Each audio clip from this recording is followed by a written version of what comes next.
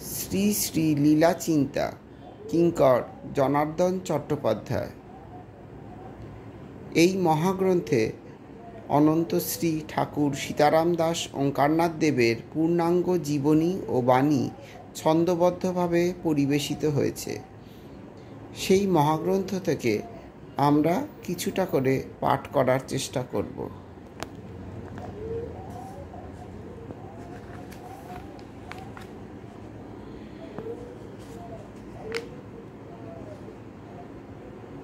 আদিলীলার শুরুতে কবি শ্রী অচ্যুতানন্দ দাসজির যে অমোঘ ভবিষ্যৎবাণী তার উল্লেখ করেছেন। অচ্যুতানন্দ দাসজি শ্রীমন মহাপ্রভুর পঞ্চসখার অন্যতম। তিনি ত্রিকালজ্ঞ মহাপুরুষ ছিলেন। তার বহু ভবিষ্যৎবাণী ফলপ্রসূ হয়েছে এবং তিনি উৎকলে এখনও যথেষ্ট সমাদৃত। তার রাজসংহিতা ও শূন্য সংহিতায় শ্রী শ্রী ঠাকুর সম্বন্ধে যে ভবিষ্যৎবাণী তিনি করে গেছিলেন তাতে তিনি বলেছেন যে প্রভু আবার নরতনু ধারণ করে লীলা করবেন এবং সেই দিব্যলীলার সংক্ষিপ্ত বিবরণ তিনি সেই 400 বছর আগে দিয়ে গেছেন। সেখান থেকে কিছুটা পাঠ করছি। অনুবাদটুকুই পাঠ করা হচ্ছে।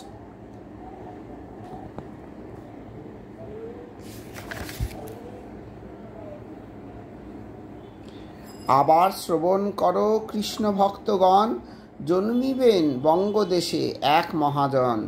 কৃষ্ণ ভক্ত কুলে জন্ম হুগলি জেলায়, নাম শ্রী প্রবোধচন্দ্র মুখোপাধ্যায়। বঙ্গদেশ শুভ জন্ম গ্রহণ কারণে, বলিবে বাঙালি বাবা তাকে বহুজনে। বিবেক বৈরাগ্যবান বালক বয়সে, এক পদ পরে খঞ্জ হবে দৈব বশে। বহুদর্শী ব্রহ্মবিদ এই মহাজন, সুকঠোর সাধনায় রবেন মগন। হয়েও শ্রী রামানুজ সম্প্রদায় ভুক্ত, রামাহুতি রাম মন্ত্রে অতি অনুরক্ত। জ্ঞান ধ্যান বিদ্যা হবে যথেষ্টই তাঁর, বহু শিষ্য মধ্যে হবে 360।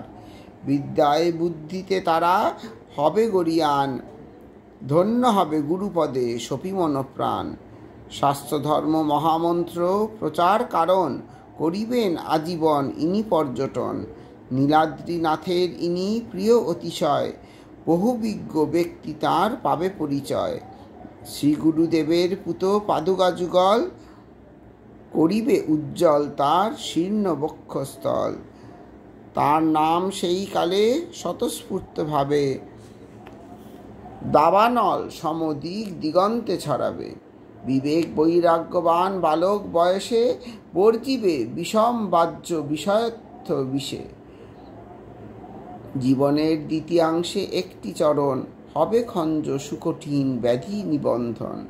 শ্রীরামী পরমাত্মা পুরুষ উত্তম, শ্রীরামী ভগবান শ্রীরামী ওম। ইহাই নিগুড় তত্ত্ব শাস্ত্র গ্রন্থসার, ইহাই নিগুড় তত্ত্ব সর্বশাস্ত্র সার। করিবেন ইহা তিনি সর্বত্র প্রচার। তাঁর বড়তনু সমাশ্রয় করে, আসিবেন ভগবান ধরাধাম পরে। সেই মহাপুরুষের আবির্ভাব জন্য, প্রতীক্ষিয়া রহ হবে ধন্য অতি ধন্য। অচ্যুতানন্দ দাসজি মহাপ্রভুর অন্তর্ধানে বিরহ সন্তপ্ত ভক্তকুলকে বলছেন যে তোমরা প্রতীক্ষা করে থাকো, প্রভু আবার আসবেন। প্রভু কৌদে কুথিবসি চাহি, প্রভু জন্মিবে নরতনুবাহী। সেটার অনুবাদ করে কবি এটা লিখেছেন। একটা গরমিল, সেটা হচ্ছে ঠাকুরের যে পদবিটা সেটা চট্টোপাধ্যায়ের বদলে মুখোপাধ্যায় লেখা আছে, সেটার ব্যাখ্যা কবি লিখে দিয়েছেন। দীক্ষান্তে শিষ্যের হয় জনম নূতন, বাবা রাবে গুরুদেবে করে সম্বোধন।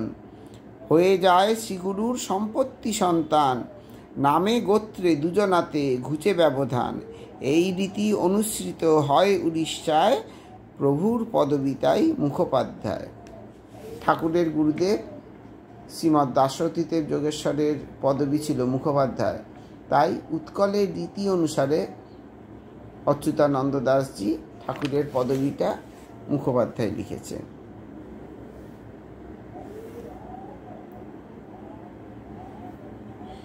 এবার এই যে ভবিষ্যৎবাণী, সেটা ঠাকুরের নজরে কিভাবে এলো সেইটা উল্লেখ করা হয়েছে।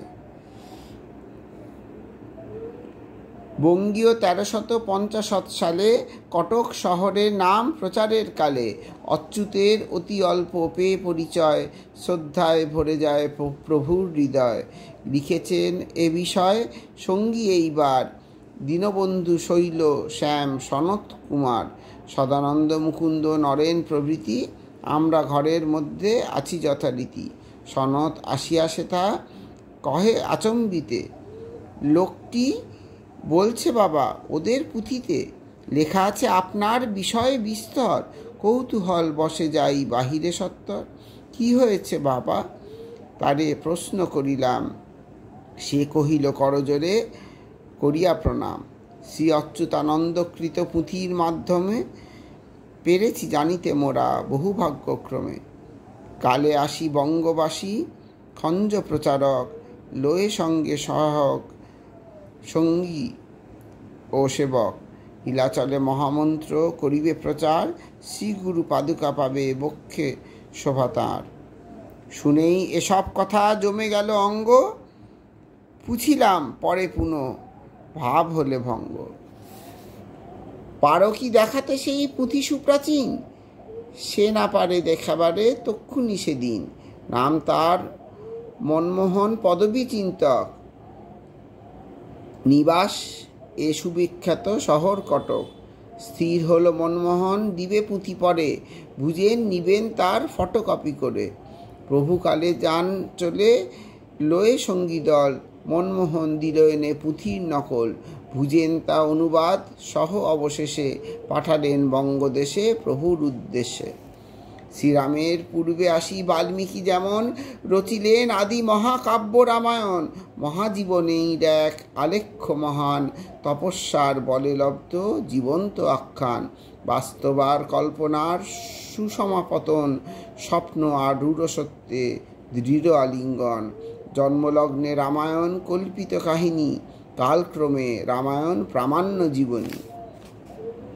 সীতারাম রূপে নবলীলায় তেমন, অগ্রদূত রূপে যার মর্তে আগমন। সুযোগ্য উত্তরসূরি যিনি বাল্মীকির, তিনি শ্রী অচ্যুতানন্দ সদা সত্যে স্থির। অথবা বাল্মীকি মুনি সাজ পাল্টিয়া এসেছেন, ধরি এবে অচ্যুতের কায়া। যদিও অচ্যুতানন্দ বাল্মীকির মতো মহালীলা বর্ণনায় হন নাই রত, তবু তার ভবিষ্যৎ বাণীমালা মাঝে সমগ্র লীলাই যেন বীজাকারে রাজে। প্রভু সম্পর্কিত তার বাণী সংকলন হবে নাকি আখ্যায়িত সীতারামায়ণ। জয়তি বাল্মীকি মুনি জয় রামায়ণ, জয় জয় রামচন্দ্র ব্রহ্ম সনাতন। জয়তু অচ্যুতানন্দ জয় বাণীমালা, যা বিনাশে অনাশে জগজঞ্জালা। জয় প্রভু সীতারাম নামের উদ্গাতা, জয় নামী সীতারাম ত্রিলোকের ত্রাতা। সবার চরণে করি নতি বারবার, দাস জনার্দন মাগে কৃপা সবাকার। এই অচ্যুতানন্দ দাসজির ভবিষ্যৎবাণী যেন রামের আগে রামায়ণের মতো। অবতার লীলায় পূর্বশাস্ত্রে উল্লেখ একটি অবতার লীলার চিহ্ন মনে করা হয়। তো অচ্যুতানন্দ দাসজির এই নির্ভুল ভবিষ্যৎবাণী ঠাকুরের দিব্য স্বরূপের একটি বিশেষ প্রমাণ, অকাট্য প্রমাণ, যা কোনো যুক্তিতর্ক দিয়ে খণ্ডন করা সম্ভব না। জয় পরাপর ব্রহ্ম পুরুষোত্তম ওঙ্কার ভগবান কি জয়।